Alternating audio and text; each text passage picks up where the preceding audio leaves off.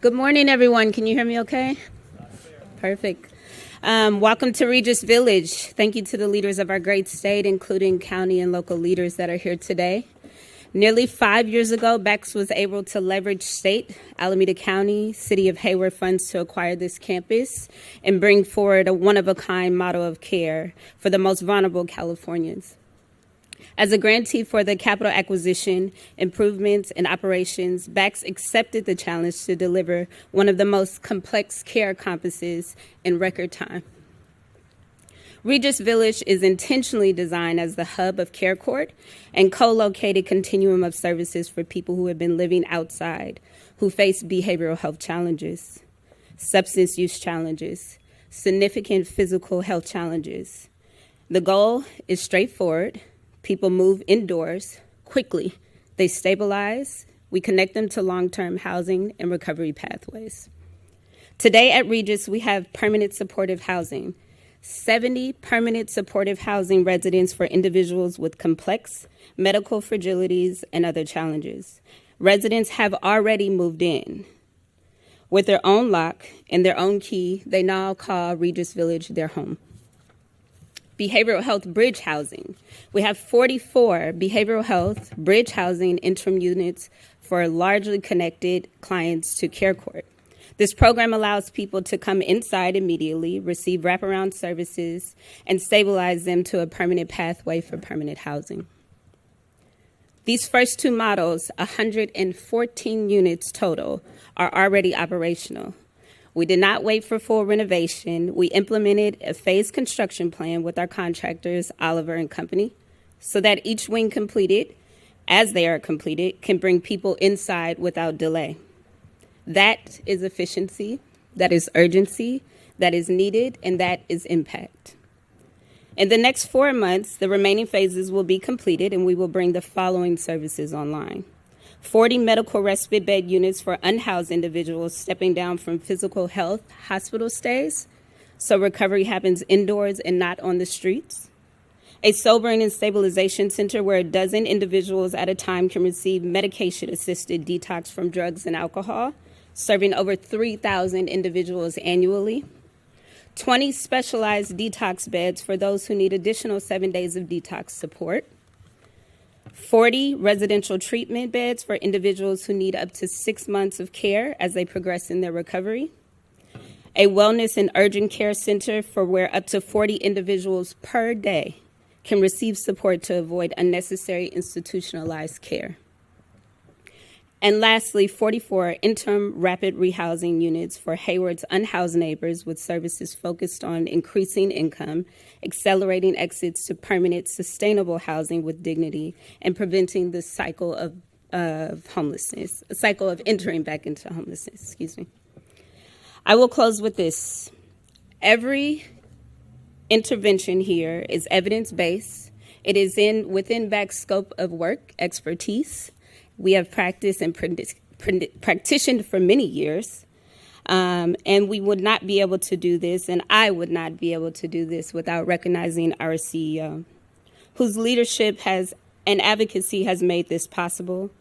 She has set clear expectations to move forward within a phased approach of construction so that we can move the timeline ahead as quickly as possible, renovating while residents are living here, and has been a staunch advocate for making this complex vision come to light. But what we do at BACS is this very work. It is right, it is needed, it is now, and we want to thank you all for making Regis Village a reality. Your leadership has saved lives and will continue to do so for decades to come.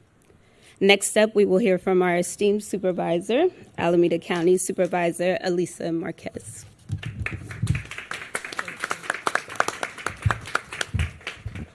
Good morning, everyone. Welcome to Hayward and welcome to Alameda County.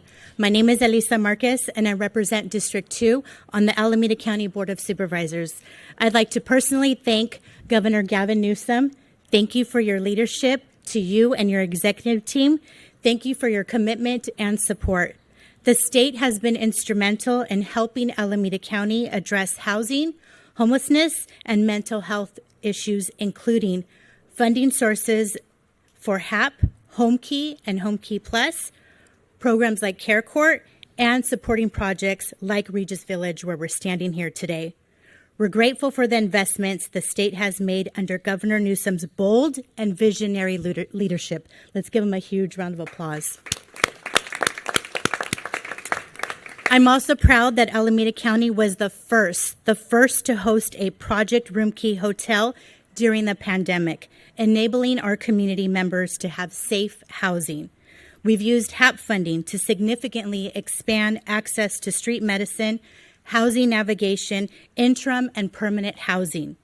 We now house more than 6,000 people in permanent supportive housing, and we saw homelessness decrease for the first time in more than 10 years in our 2024 point-in-time count, with a 3% reduction and 11% reduction in unsheltered homelessness. And we're not done. In fiscal year 24-25, more Alameda County unsheltered residents gained permanent housing than entered or returned to homelessness. And that is because of the leadership. Everyone you see standing behind us here, I want to applaud the county, our local leaders, BACs, and everyone who is solution-oriented and finding answers to these challenging problems. Here at Regis Village, there's diverse programming to center the needs of our vulnerable community members. This is another great example of partnerships and ingenuity.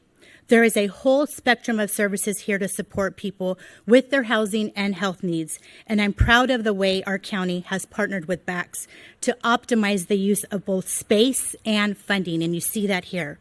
Alameda County was awarded more than $170 million in B-CHIP funding to numerous projects, and we're grateful for the expansion of services underway. I look forward to the continued opportunities for us to partner with the state on more efforts like this. Collaboration between state partners and local leaders is essential for engagement in the success of Care Court. Our county has been recognized as a leader in Care Court implementation because we leveraged all available resources and worked with a multitude of partners. Our behavioral health department worked extensively with the courts and other partners across the system to develop protocols and processes that work. We are accountable and we're showing effective metrics. We use our housing and homelessness services team to deploy bridge housing funding in a way that prioritizes Care Court participants. And we've invested in critical community partners like BACs to ensure proper outreach and support for court recipients. To date, Alameda County has served 200 individuals in Care Court.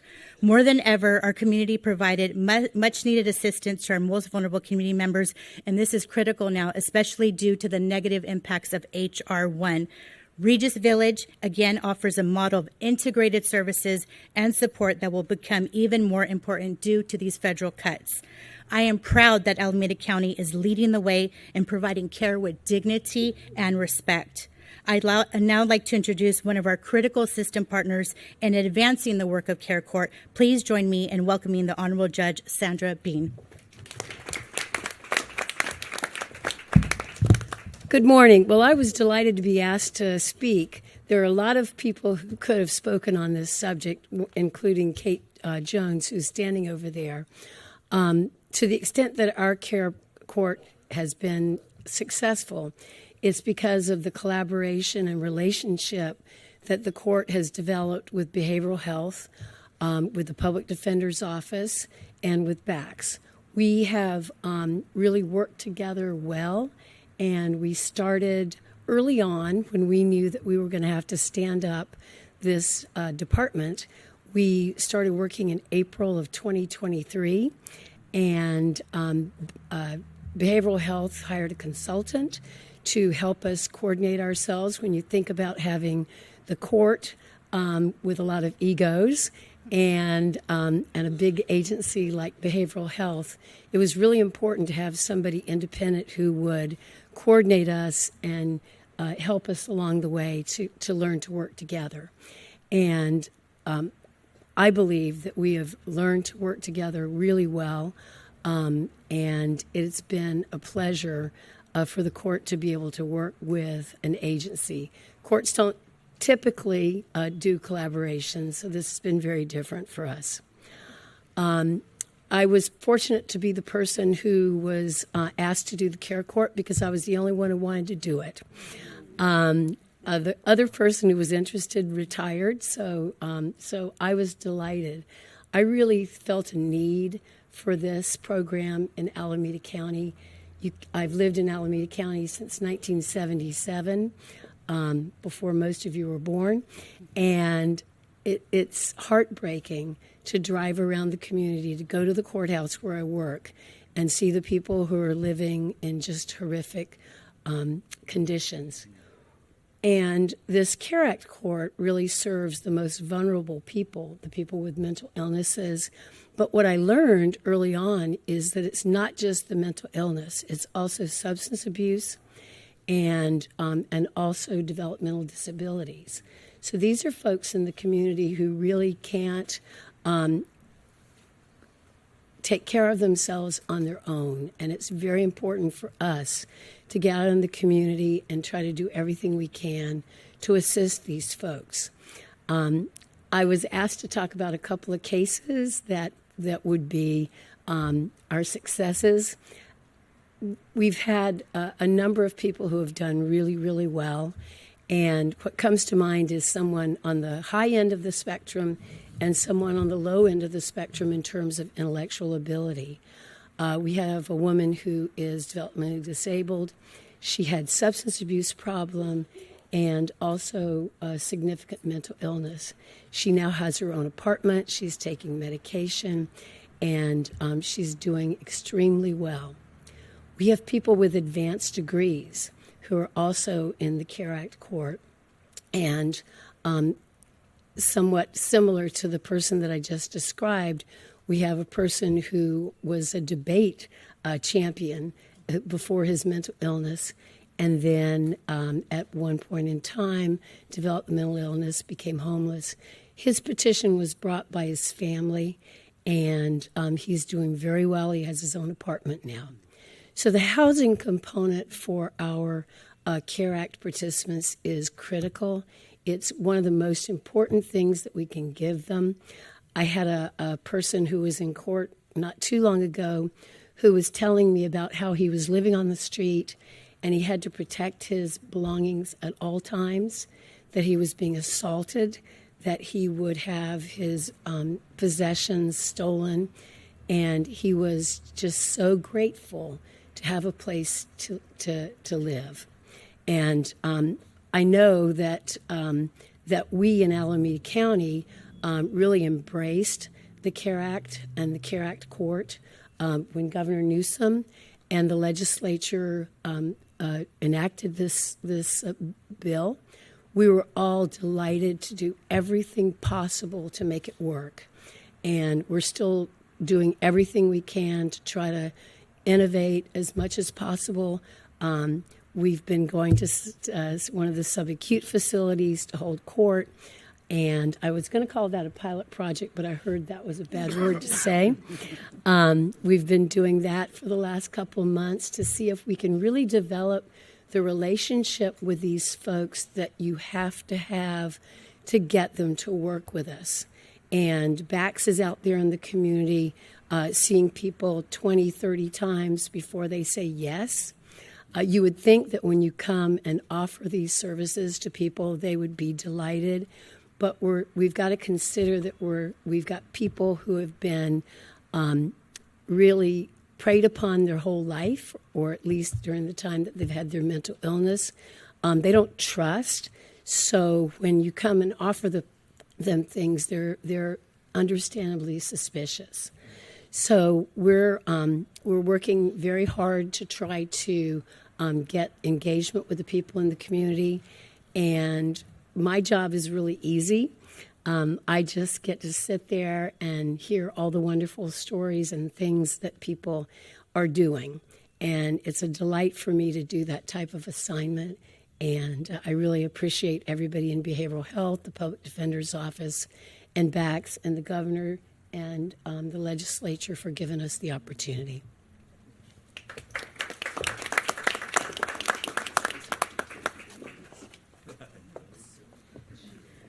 Good morning.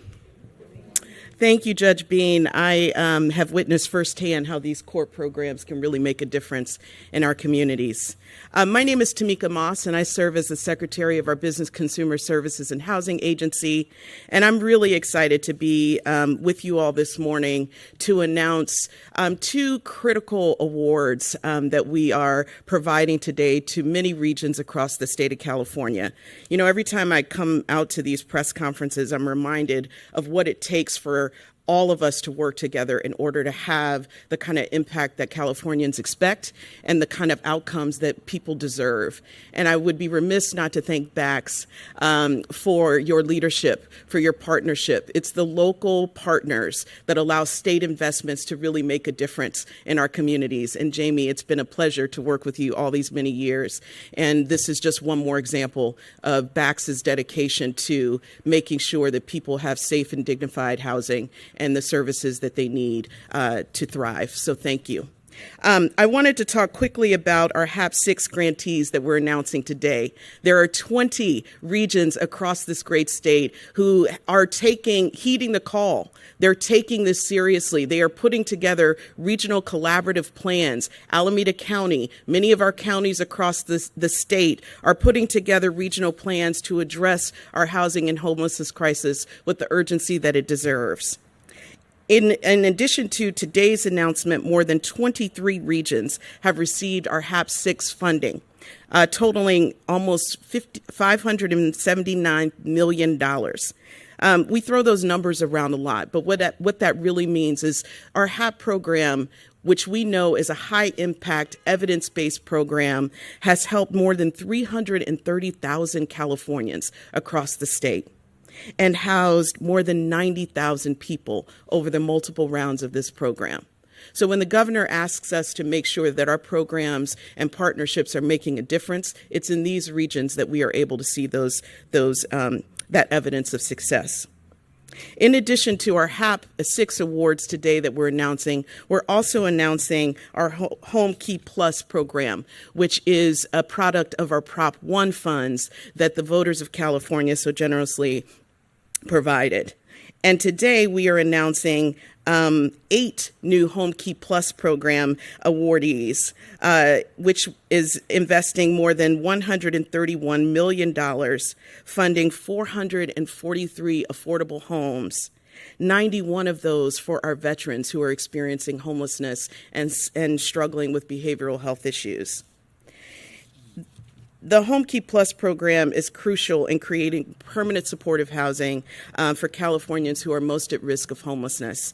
And over the last many years, we've allocated more than $700 million in funds to support these kinds of programs. So, you know, I get a chance to talk about the good news. We all need some today. It has been such an incredible pleasure to work with so many of our communities across the state who are serious and invested in seeing the solutions put into action around addressing our homelessness and housing crisis. And these awards and partnerships are just some examples of what we are doing together to tackle this crisis.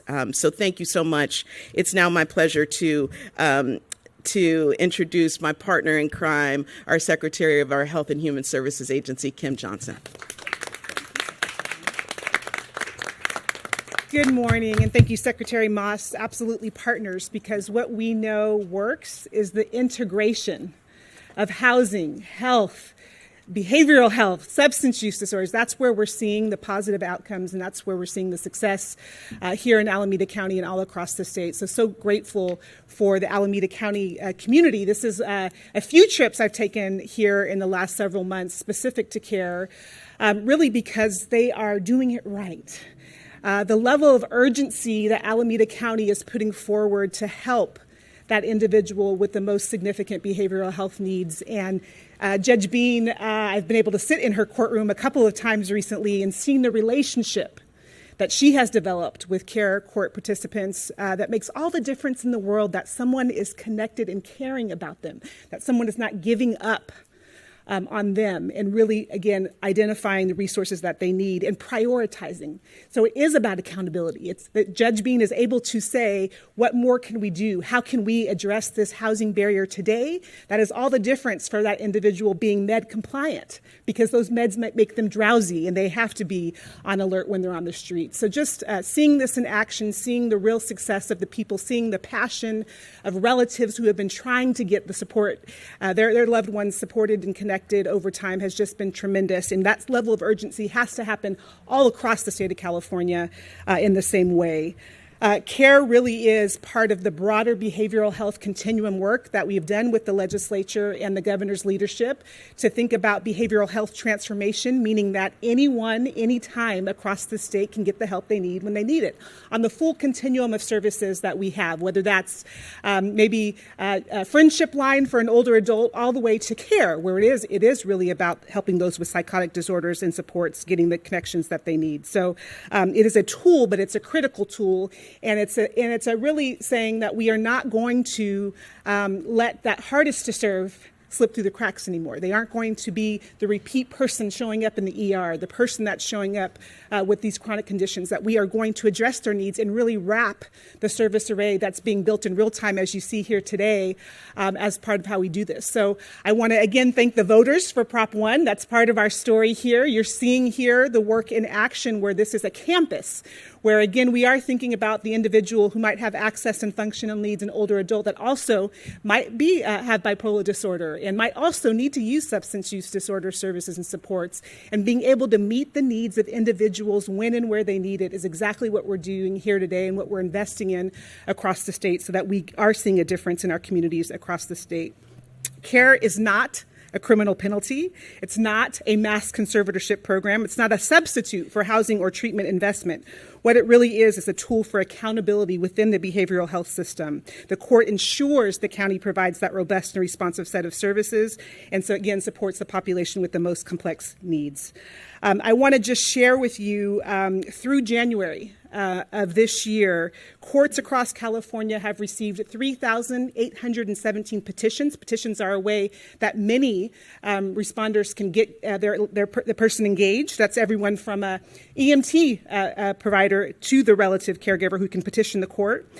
We have 893 care agreements that have been approved, 32 care plans ordered, but we also have over 4,000 care diversions. That means that the individual is getting connected in some way, shape, or form to that supportive services. You heard the judge mention, and I'm very grateful to the BACS organization for their relentless outreach that you just heard described, because it might take multiple times. And while that's happening, while those relationships and trusts is being developed, it's critical that we can get some services started. And again, through the care agreement, we can ensure those services continue and are as robust as they can be. So we are traveling all across the state, not only to learn more about the counties who are doing it well, like Alameda County, but also those who are still trying to understand how to make their process flows work, how to make sure those petitions are coming in, who are also building their continuum and their capacity to serve in real time.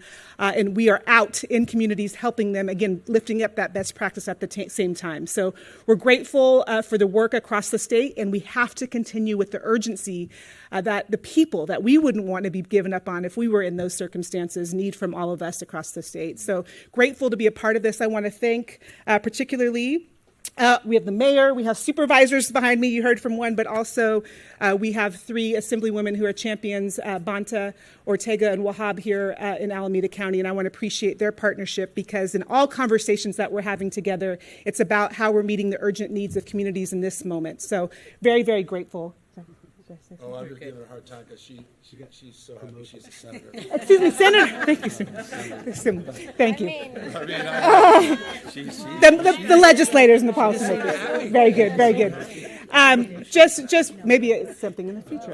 Right? Just appreciative of the partnership in real time that we are doing to meet the urgent needs of community. And there's no one more that's about being relentless in this pursuit than our governor. And I'm grateful for him, for his leadership, where we have made the most investments, $14 billion in behavioral health, where we are integrated, and where he is very clear about the outcomes we need to make and the progress we need to make together across California. But it is now my pleasure to introduce the governor, Governor Newsom. Thank you, Madam Secretary. To Mr. Mayor, thank you for having us, and to all of the elected officials that made all of this possible. I just want to thank you not only for those that spoke, those that are here, and those that spoke loudly in favor of advancing many of the initiatives that we're highlighting today. And those highlights are now physical. They're manifested in the walls and the construction and the sights and sounds around us. This is becoming real. And I want to remind people where we were a few decades ago. Frankly, where we were just 6 or 7 years ago. No strategies, no plans, no approach. The state of California was absent. The state did not have a strategy for behavioral health, did not have a strategy for integrating issues of substance abuse and mental health, did not have a strategy to integrate housing, did not have a strategy to support cities and counties as it relates to developing strategies to get people off the streets and sidewalks, did not focus and prioritize encampments. No strategies, no plans, and little money. It was the creation of a new program that we are highlighting today, the HAP program, but it came with no strings attached, no accountability, no transparency. That's changed dramatically. And it's changed because we needed to change.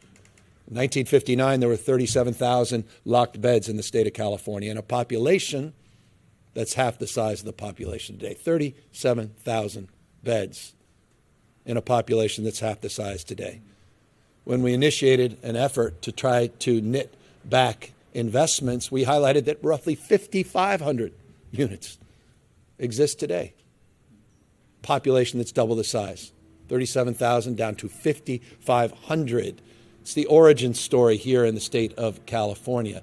Yes, it began in the early 60s, accelerated in the late 60s, promoted with no support, but this notion promoting local community-based care, but no real support from the state. And of course, it was accelerated federally, infamously, during the 1980s. One component part of that that's interesting, it was a bipartisan endeavor in its origin story.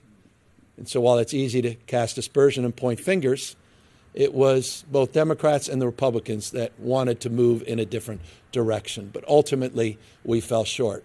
No state has been more impacted than the state of California. For one reason, the original sin is not just the lack of investment in behavioral health, it's the lack of investment in housing, period, in the state. We all skipped 7th grade Econ 101. Supply demand, it's not complicated.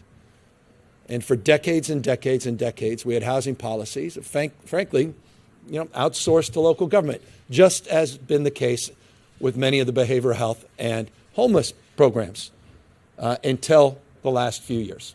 And that's why I want to brag on the Senator, the 2 assembly members, and our partners, not sparring partners, working partners at the city and county level that recognize we need to do things better and do things differently. We created a new website, accountability.ca.gov. Accountability.ca.gov. I encourage you to take a look at it, to take a look at how your local officials are doing. State vision is realized locally. State vision is realized locally. I've said it many times. Localism is determinative. Housing, homeless, the work that's done locally, the work that you did together here.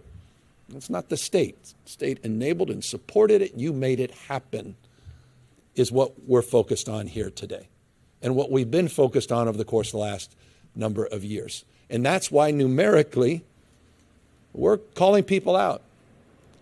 We're also highlighting success. Alameda County is one of our success stories.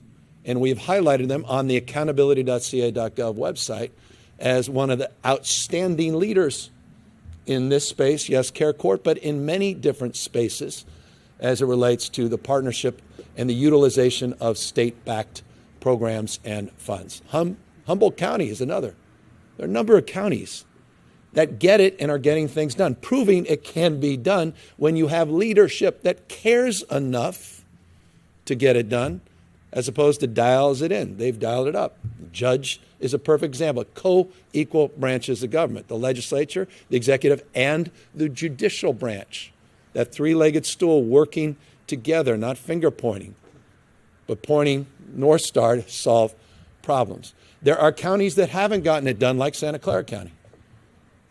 I've been critical of some of my friends down there and been talking to the mayor's office and members of the Board of Supervisors in my old hometown, San Francisco, of how we can get things back on track, and we're calling them out as well. They're the care court ICU,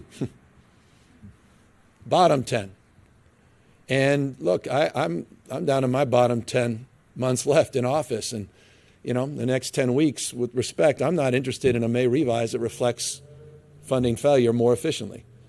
I'm happy to redirect every damn penny in these programs to the counties that are getting things done, period, full stop, unless they stop doing what they've done. Don't make any more excuses. If you want things improved, we'll do it. These guys have made many amendments to care court.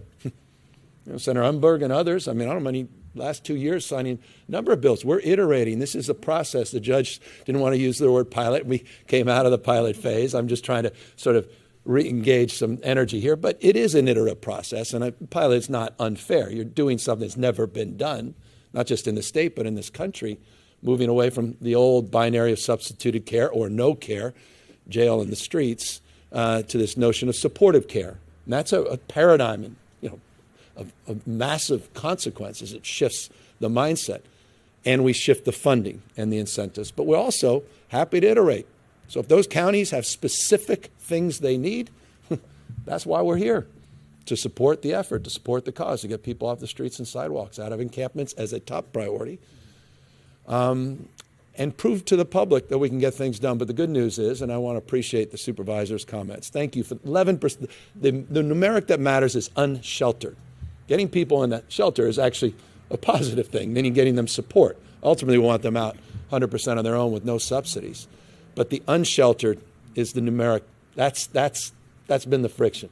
You heard it. Over a decade, they didn't see a reduction. They saw a double-digit reduction here at 11% in Alameda County. And we saw last year in the state of California almost double-digit, 9% for the first time in over 15 years. We're making progress now. We're moving in the right direction. It's starting to work. Prop 1, unprecedented implementation. Fastest distribution of funds in bond history in California. 70% of goal in that first tranche, that $2.99 billion that we put out, to significantly expand outpatient treatment and locked and unlocked beds all across the state. You're seeing it happening all across the state. So I'm going to be all across state highlighting these things, as I have been for many, many months. We have been traveling around the state highlighting projects like this, and it's great to see things become real. And that's what people demand. That's what they want. That's what I demand. That's what I want. I'm a taxpayer first. And a frustrated one at times when it comes to this topic. And no one's been a bigger critic of this than I have. And that means I'm held to a higher level of accountability than anybody. I get that. And you know what? I'm proud of that. I have agency. It's a gift. Easier than sitting watching your newscast and wanting to yell and scream at everybody. But that accountability also needs to be shared across the spectrum. The federal government doesn't give a damn about this. They demagogue it. They've walked away. They tried to completely whack all the mental health dollars until there was an outcry. It's not my assertion. It's just a simple fact. Trump administration could care less about this. Doing not a damn thing on affordability. Quite the contrary. Look at your cost at the pump the last few days. That was an act of the Trump administration, an act of war that directly participated in making affordability crisis worse for you as we cut taxes for billionaires, cut behavioral health funding, cut health care funding, cut food stamps to fund a war that no one wants and was never approved by Congress, increasing the costs to everybody. We're here, despite all that noise, trying to get things done for real people. Focus on results. $291 million yesterday. You heard all those numbers. Everyone rolls their eyes. No one cares anymore. I get it. They care about results. But we are flooding the zone with support. Final words. That includes, and this is why I'm in this space of enough, the cities and counties under Prop 1 this July will now have $1 billion redirected ongoing money. You all say you need ongoing money so that we can make long-term commitments. You're going to get it. So enough excuses. $1 billion to integrate that housing on an annual basis with $6.38 billion of capital. Come on. Let's see these encampments cleaned up, people off the street, Let's see these tax dollars produce the results you deserve. And let's make the kind of difference the judge highlighted here today, not only for those that got the benefit, but those family members that got to sleep at night, not worrying about their son, their hero, when they watched them on that debate stage, or their daughter, and wondering what the hell, is that phone call that I'm getting? Is that the call that I've dreaded all my life? So, Judge, thank you for your work. Thank you for everyone doing the work. And thank you all for this opportunity to share a little bit about where we are and where we will be going over the next few months and years on this subject. With that, are there any questions on this topic? Because if there are none, we can get to other topics, and the judge has to get back and incarcerate more people. I'm wondering, when it comes to additional accountability measures relating to the airport specifically in the counties that are not performing as well as others, can you talk more specifically about what you see there and whether it's just a loss of state? Yeah. We got our accountability czar here, and I'm going to let her fill in the blanks, and I'll add a little. No, I appreciate that. We've been looking at kind of the petition averages across counties, and of course, we recognize in care implementation that we had some early adopters in cohort 1. Everyone across all 58 counties implementing as of January of 2025. But what we would say is that when we look at the universe of those who could be supported by this effort, and the petition rate is demonstrating one way to see success. CARE is not a tool for everyone. There's a voluntary component to it, right? So again, that's where I articulated the actual continuum, the integration that we have across, because we want to be able to use whatever tool the individual in front of us needs. But when we look at those numbers, and especially as you're hearing, and you'll see on accountability.ca.gov, the kind of per petition rates is where we've been able to identify the champions like Alameda County and those counties. The governor mentioned Santa Clara as one that needs some additional work. And so our intent and what we have been doing, as I said, been in communities all across the state, is to go out and understand what is happening today. Can we do more outreach and support the outreach of first responders to understand their role as petitioners in communities? There have been city champions all across the state as well. But bottom line is we need to see the individuals who can benefit from these resources in the care process served, and they need to be served today. So that's how we're looking at that. Just quick follow-up question. To me, that sounds like, okay, tracking the data, but what about ramifications for those counties that are underperforming when it comes to that data? We've used a lot of tools over time, I think, in terms of really trying to both we always look at incentives and other approaches, but the bottom line is, you heard the governor talk about resources, right? The dollars that are in community have to be utilized, especially to serve those who need them the most. And I think that's our intent, and we have to make sure that's happening, and the need is there. So to be determined what else we'll see coming, Governor. Look, I wish I had more time, because I'm just out of patience. And I hope that's the mindset of members of the Assembly and Senate and whoever replaces me. Enough. We did it with homelessness. We created a homeless accountability unit. And, you may recall, we sued one city. We've been in litigation nonstop. I mean, that's just a folly and a farce, the way they operate down in Huntington Beach in terms of housing and homeless policy. They're not even interested. They just completely dismiss it. Put 46 other cities on notice. We integrated in that housing accountability unit homelessness a year and a half ago for the first time. Which is encouraging. We funded that accountability strategy.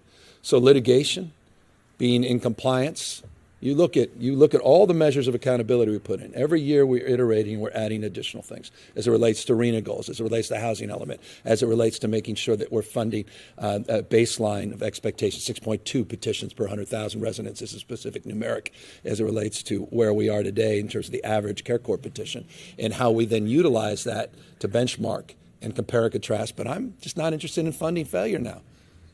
So, they may overrule me.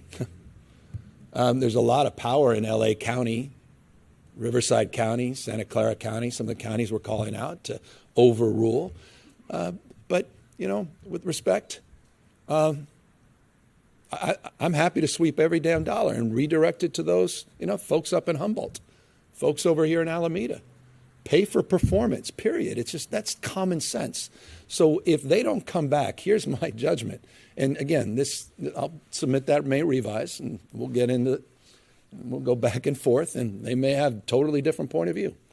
And that's part of the dialectic, and I've been doing it a long time, and I know how this works intimately.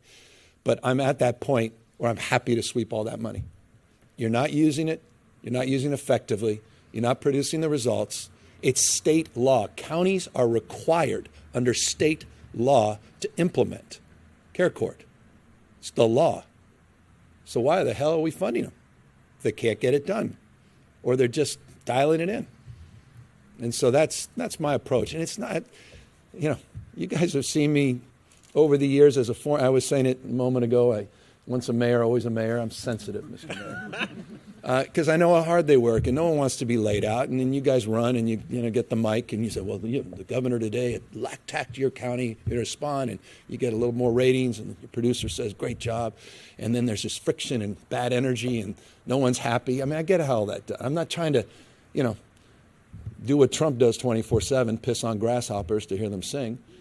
It's an old French poem, which is broadly what he does on a daily basis. I'm trying to get along, but I'm also like you, and I think you, as all of us, feel a sense of urgency and frustration, though we are making progress, and I'm proud of that, and I do want to highlight it. And I want to highlight Alameda. I want to highlight all the people behind me and in front of me, because you guys are getting it done, and that's important too. And so thank you for making this happen. Anyone else on this topic? I love it. I love it. I love that you all came. You're friendly.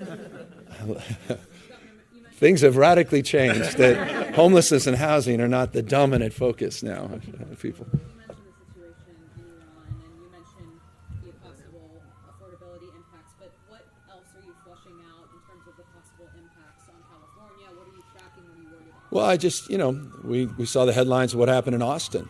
They're still investigating that. I'm mindful of that and all the injuries and deaths.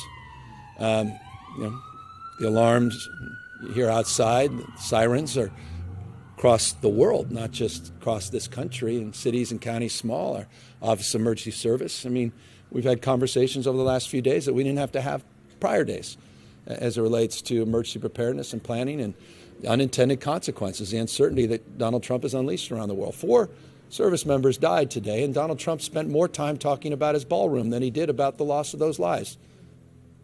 Review the tape. Spend more time talking about the curtains and his ballroom than into the 4 service members that died because of his operation in his declaration of war without congressional consent. He still has not articulated clear vision of what the end game is, period, full stop. There's no War Powers Act that's been exercised. I'm glad Congress is doing its job this week. Energy prices are up across the globe. Oil prices are up. Gas prices are going up. Every $10 increase in a barrel is roughly 24 cents per gallon that you'll be paying more because of Trump's war. Unfunded war, as he's cutting food stamps because he says he can't find money, as he's cutting taxes to the most well-heeled and well-off that didn't even ask for those tax cuts, as he's cutting Medicaid programs, and people are struggling with affordability, after he quite literally doubles down on stupid, meaning the existing policies of this administration at the State of the Union, offering no new strategies and no pivot from an economy that's slowing down with the worst job growth since 2013, inflation that is now going back up. The only saving grace was gas prices, and now they're spiking up. The markets are down. Crypto has collapsed. He said we would become wealthier and healthier under his administration. We're sicker and poorer. And now we have Gulf allies that are being attacked. We have American planes that are literally being shot down by American allies. We have to reconcile why our bombs were used or Israeli bombs were used to kill children, young girls at a school, and what the imminent threat was. It hasn't been described. Again, what was described today extensively were the beautiful ballroom and the curtains in the White House. Next question. With the oil, sorry, just a quick follow-up with the oil situation. I mean, the state is going to have to start bringing in a lot of fuel from other countries. And just, are you worried about how a global conflict could impact the price of energy in the state? Well, that's by definition, and my comments align with that concern. Look, the Straits of Hormuz is about 20% of oil distributed, about 21 billion barrels a day that go through there. Most of it, though, to Asia, disproportionate amount to China. But those impacts are being felt because the global nature of pricing in the system. You've got a number of Iranian vessels that were directly impacted, oil tankers. We've got, again, Gulf allies that are almost universally being attacked and under assault. Safe places like the UAE under attack, under assault. It's now a proxy war that's extended in Lebanon and Hezbollah. You saw the actions there and the deaths and likely retaliation. So now we have the prospect of a regional war. And so, yes, we are specifically to your question and give you a little bit of background and insight, had extensive conversations over the weekend, gaming out worst case scenarios as it relates to access of imports, as it relates to the ongoing issues around refineries, as it relates to past impacts of similar endeavors in the Middle East and what we can anticipate.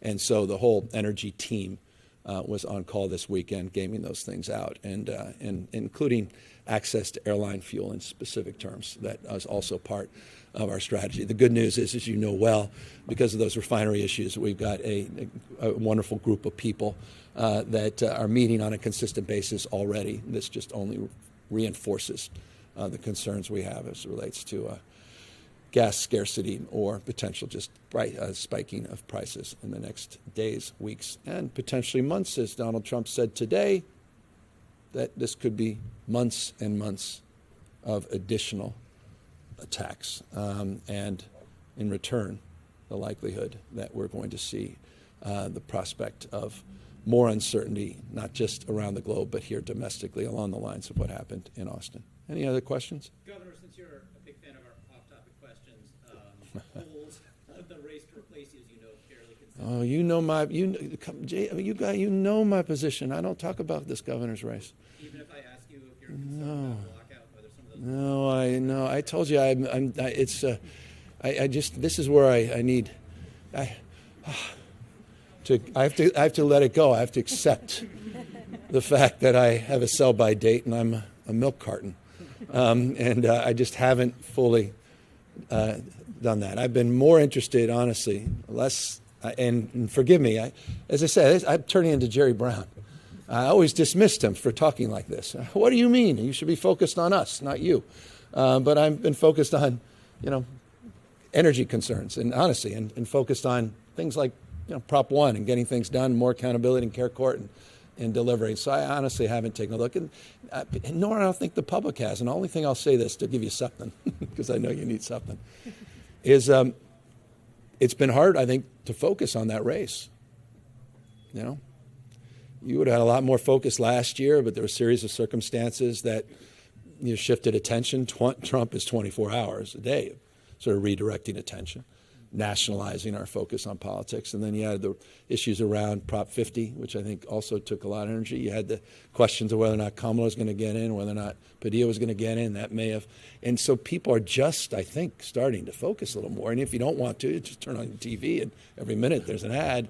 But it's, I just don't get a sense. When I'm talking to people, I'm not suggesting you're not real, but people, real people. I didn't mean to say that because you're very real. But when I'm out in the community, people aren't talking to me about it, which is interesting this late, just weeks and weeks before early voting.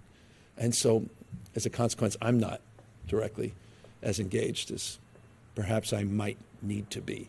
And I think that is a lead into your question that you were hoping to suss out from me. And I ask in part, Governor, because people see the possibility of a lot of Democrats causing lockout. Wonder, is there any figure in the party? And I think it's reflective in the final comment I made. Governor, can we close it out with Alameda Gates? Oh, I love it. What are you going to, you got an Alameda shout out? Yeah, I just want to close out. This is my new press secretary. Well done. I know you got places to go. So I just want to acknowledge our board president, Mayor Salinas, our legislators, but let's just chant and backs. Alameda gets it done. We are the blueprint. So please partner with us. We're happy to share our expertise. And thank you, Judge Bean, for your compassion and leadership, and to our amazing governor. Santa Clara money. I get it. Yeah. Bring it over here. We'll take it. But let's close it out. Alameda gets it done. Thank you very much, everyone. Well done.